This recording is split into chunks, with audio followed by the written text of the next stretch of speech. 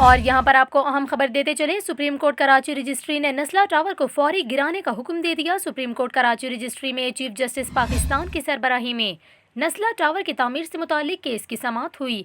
आपको बताएं, अदालत ने बिल्डर्स और रिहायशियों की दरख्वास्तें मुस्तरद करते हुए नस्ला टावर को गैर कानूनी करार दे दिया। चीफ जस्टिस ने बिल्डिंग के मालिक से सवाल किया, हमें लीज दिखा दें, कहाँ है।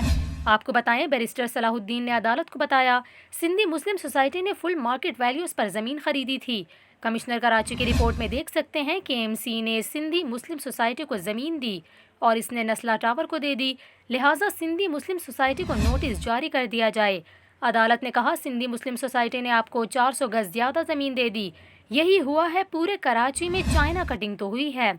यहाँ पर आपको ये भी बताएं, दौरान समाअत अदालत में बैरिस्टर सलाहुद्दीन ने मास्टर प्लान का नक्शा दिखाया, जबकि कोर्ट स्टाफ ने जजेस को लैपटॉप पर अर्थ गूगल मैप भी दिखाया।